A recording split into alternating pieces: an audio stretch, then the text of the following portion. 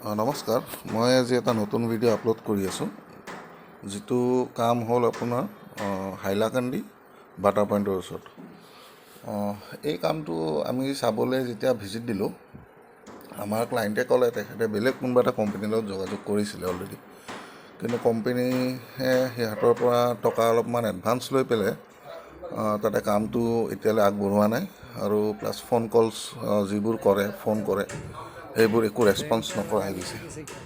চ' বিনিময়ত ক্লাইণ্টজনো একদম ফ্ৰাষ্ট্ৰেটেড হৈ গ'ল আৰু মানে বহুত অকণমান টেনশ্যনতো আহিলে, যিহেতু এটা ফাৰ্ষ্ট কিস্তি লৈ যোৱাৰ পিছত যদি তাতে না মানুহ উপস্থিত হয়, না কোনো ফোন কলছ এটেণ্ড কৰে, একো ৰেছপন্স নকৰে, চ' অলপ হাইপাৰটো হ'বই। চ' আমাৰ লগতো ঠিক অকণমান ফাৰ্ষ্ট অফ অল আমাৰ লগত অকণমান ৰাফলি কথাটো পতা হৈছিলে যে আমাকো ভাবিছিলে ছেইম সেনেকুৱাই কৰিম নেকি।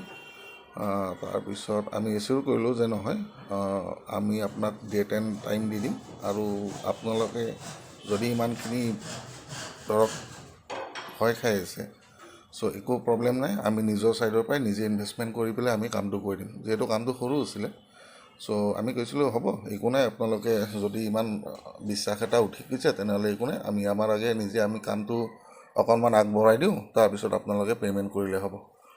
সেই হিচাপে আমাৰ লগত এগ্ৰিমেণ্ট হ'ল। আৰু কামটো আছিলে আপোনাৰ এটা মিটিং হল ৰুম, যিটো টপ ফ্ল'ৰত আছিলে, আৰু এইটো স্কুৱেৰ ফিট হ'ব ভিতৰ আৰু বাহিৰ। ভিতৰটো হ'ব আপোনাৰ 1000 স্কুৱেৰ ফিট, বাহিৰটো 700 স্কুৱেৰ ফিট। আৰু এইটো ষ্টৰ্ম ডেষ্ট্ৰয় হৈছিলে, একদম অৱস্থা নাই, যিবোৰ টিংপাত আছিলে চব উৰাই লৈ গ'ল, যিবোৰ কাঠৰ ষ্ট্ৰাকচাৰ আছিলে সেইবোৰ গোটেই ডেষ্ট্ৰয় হৈ গৈছে, পানী পৰি মেলি একদম পচি একদম নট ইউজেবল।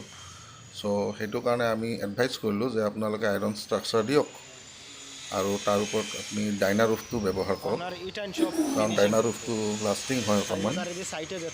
আৰু ঠিক সেইদৰে আমি ডাইনাৰ ৰুফ লগালোঁ আৰু আইৰণ ষ্ট্ৰাকচাৰ দিলোঁ, তাতে ফিটিং কৰিলোঁ। তাৰপিছত আমাক কৈছিলে ফল চিলিঙৰ কথা কৈছিলে, কিন্তু আমি ফল চিলিংটো প্ৰিফাৰ নকৰিলোঁ, কাৰণ যিহেতু টপ ফ্ল'ৰ হয়। চ' আমি কি কৰিলোঁ, ই বৰ্ড এটা নতুনকৈ আহিছে আজিকালি মাৰ্কেটত, যিটো আপোনাৰ হিট ৰেজিষ্টেঞ্চ আৰু আপোনাৰ ইক' ফ্ৰেণ্ডলি হয়, 4x4ৰে আহে। চ' আমি ইক' ফ্ৰেণ্ডলি ই বৰ্ডটো লগাব দিলোঁ, আৰু ষ্ট্ৰাকচাৰটো আমি বাটাম ষ্ট্ৰাকচাৰ দি ষ্ট্ৰাকচাৰটো দিলোঁ, যিটো অলপ ফিক্স হৈ থাকিব, যিহেতু ইমান ওপৰত ছেকেণ্ড ফ্ল'ৰত যিহেতু হল ৰুমটো। ত' সেই হিচাপে ক্লাইণ্টেও ঠিক আছে, আপোনালোকৰ আইডিয়া মতে কৰক, কাৰণ লাষ্ট টাইম যোনে কৰিছিলে একদম ভাল হোৱা নাছিলে কামটো, যিহেতু কৰি ধৰক 4-5 মাহ পিছতে গোটেইটো উৰাই লৈ গৈছে।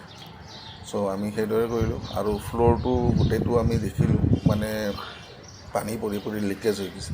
চ' সেইকাৰণে আমি এডভাইচ কৰিলোঁ যে আপুনি ফ্ল'ৰটো আকৌ কংক্ৰিট ঢালাই দিয়ক, 2 ইঞ্চি বা 3 ইঞ্চি 6 mm আমি যিটো পাথৰ ব্যৱহাৰ কৰোঁ, আৰু তাৰে ওপৰত ঘোলা ফিনিচিংটো দি দিওঁ। চ' আমি সেইদৰে ঘোলা ফিনিচিং দি আপোনাৰ ভিতৰটো আমি 1/2 ইঞ্চি কংক্ৰিটেৰে গোটেই 1700 স্কুৱেৰ ফিট আমি ঢালাই কৰি ঘোলা ফিনিচিং দিলোঁ।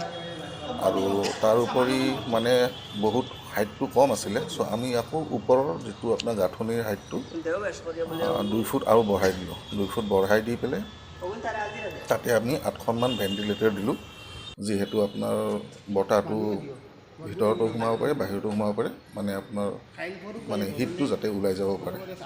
চ' 1000 স্কুৱেৰ ফিটৰ হল ৰুমটো বেচিকেলি বহুত ভালেখিনি ডাঙৰ হল ৰুম হয়। চ' সেই হিচাপে আমি ক্লাইণ্টক আমি সেনেকৈ বনাই দিলোঁ, আপোনালোকে চাব পাৰিছে। প্লাছ ফ্লাছ ড'ৰ 2খন আছিল, ফ্লাছ ড'ৰ 2খন আমি ধুনীয়াকৈ কৰিলোঁ, লগাই দিলোঁ। আৰু যিহেতু আপোনাৰ দেখিছে আপুনি ভিতৰত ইনষ্টিটিউটৰ বহুত কিবা কিবি আছিলে, টেবুল চেয়াৰ, এইবোৰ আমি চব ডিছমেণ্টলিং কৰিলোঁ, আমি সেইখিনি তলত দি দিলোঁ, সেইখিনি এনেও ইউজেবল নহয়। চ' সেইখিনি আমি এডভাইচ কৰিলোঁ, আপোনালোকে এইখিনি বিক্ৰী কৰি নতুন বস্তু কিছুমান লৈ আহক, যিহেতু এটা ইনষ্টিটিউট হয়, হাইজিনটো মেইনটেইন কৰাটো ভাল হ'ব। চ' সেইটো হিচাপে আমাৰ এতিয়া কমেও শেষলৈ আহিছে। আমি ভিতৰ বাহিৰ ধুনীয়াকৈ কালাৰ কৰি দিলোঁ, যিটো আপোনাৰ বাহিৰত দিলোঁ আমি ৱাটাৰপ্ৰুফ পুটি, আৰু ভিতৰত মাৰিলোঁ নন ৱাটাৰপ্ৰুফ পুটি। তাৰ ওপৰত কালাৰ দিলোঁ। কালাৰটো সিহঁতে হোৱাইটে বিচাৰিলে যিহেতু ইনষ্টিটিউট হয়। চ' সেইদৰে আমি হাইলাকান্দিৰ এই কামটো অলমষ্ট শেষৰ ফালে আনিলোঁ আৰু 2-3 দিনৰ ভিতৰত এইখিনিও সমাপ্ত হৈ যাব। তো ধন্যবাদ। আৰু আপোনালোকে যদি কিবা এনেকুৱা কনচেপ্ট থাকে ৰিন'ভেশ্যন বা কিবা কৰাৰ, চ' আমাৰ লগত যোগাযোগ কৰিব পাৰে। আৰু আমাৰ ছাইট ভিজিটটো একেবাৰে ফ্ৰী, এইটো আপোনালোকৰ একো চাৰ্জেবল নহয়। আৰু এগ্ৰিমেণ্টটো যিটো কৰিম আমি সঠিকভাৱে সেইটো মেটেৰিয়েলছে দিম যিটো এগ্ৰিমেণ্টত থাকিব। আৰু আপোনালোকে যিটো প্ৰিফাৰ কৰে, যদি আপোনালোকৰো কিবা আইডিয়া থাকে যে এনেকুৱা আমাক এইটোৱেই লাগিব, এইটো ব্ৰেণ্ডৰ লাগিব, আমি এগ্ৰিমেণ্টত সেইটো ব্ৰেণ্ডৰে উল্লেখ কৰিম আৰু সেইটো ব্ৰেণ্ডৰে আপুনি ফ্ৰেছ প্ৰডাক্টটো পাব। যেনেকুৱা হওক চিমেণ্ট হওক, যিটো আপোনাৰ খুব বেছি 3 মাহৰ পিছত ইউজ কৰিব নালাগে, আৰু সেইটো জাষ্ট কোম্পানীৰ পৰা জাষ্ট ওলাই অহা 1-2 দিনৰ ভিতৰতে থকা চিমেণ্টটো হ'ব লাগে। তেতিয়া তাৰ ৰিএনফৰ্চমেণ্ট পাৱাৰটো বহুত বেছি পাব আপুনি।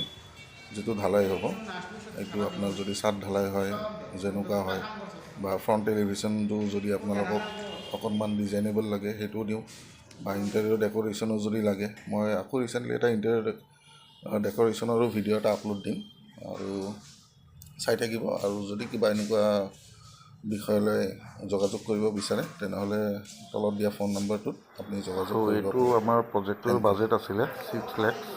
6 লাখৰ ভিতৰত বাজেটটো দিছিলে আমাক। চ' আমি প্ৰথমতে ভাবিছিলোঁ অকণমান বঢ়াই দিওঁ, কিন্তু ক্লাইণ্টৰ অলৰেডি মানে কিবা এটা প্ৰব্লেম হৈ থকাৰ কাৰণে ক'লে যে পিছলৈ আমি চাওঁ, কামটো যদি সঠিকভাৱে হয় আমি বঢ়াই দিম। তো ঠিক আছে, আমিও এগ্ৰী কৰিলোঁ। 6 লাখত আমি কামটো উলিয়াই দিয়াত সক্ষম হ'লোঁ।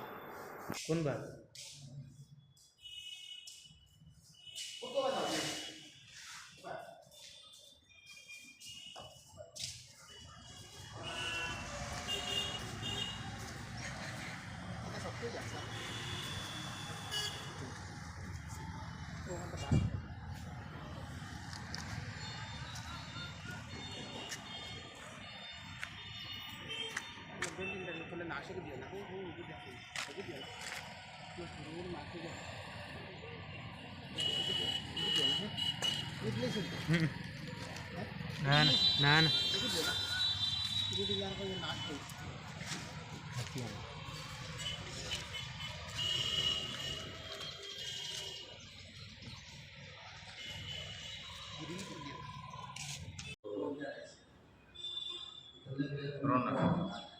ভিডিও না না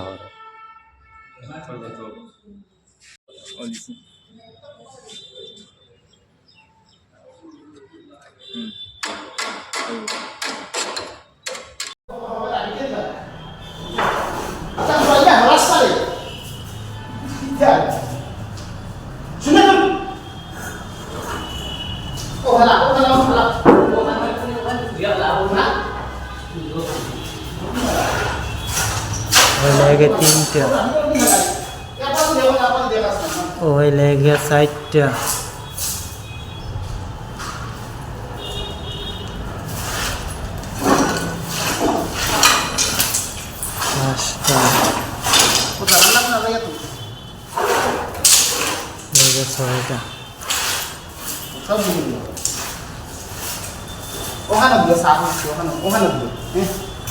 Barat.